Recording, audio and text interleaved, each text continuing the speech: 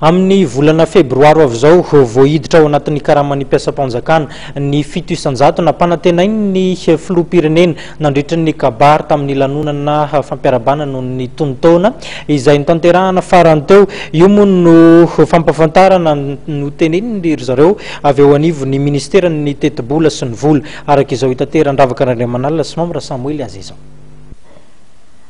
Amin'ny volana febroary no anomboka hiditra ao anatin'ny karamany mpiasam-panjakana ny fampiakarana 700 hoy ny minisitra ny tetibola sy ny vola Andriamatoa Jean Razafindravonina. Maramafy ny andriamatoa firenena fa raha ny fiakarana vidim-piainana izay avoaka ny staty dia enisan'ny zato ny fiakarana vidim-piainana.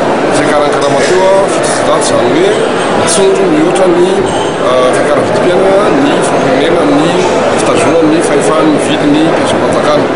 Izy io dia miprihatra amin'ity volana ity fa no miaty ala teknika ohatran'ny mahazatra dia amin'ny volana février fitafitra amin'ny karamany mpiasam-panjakana sy mazava fisotroana. Mikasika ny fanampiana omena ireo kompania tsolika dia fantatra fa hatsahatra izany rehefa miatra ny vidin-tsolika tena izy na ny vérité du prix.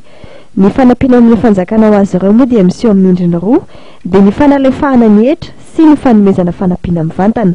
Rehefa hiatra moa izay vérité du prix amin'ny solika izay dia afaka ampiasaina amin'ny asa sosialy hafa entina hanasoavana ny vahoaka ny tetibola nentina nanampiana ireo kompania tsolika ireo hoy ny minisitra.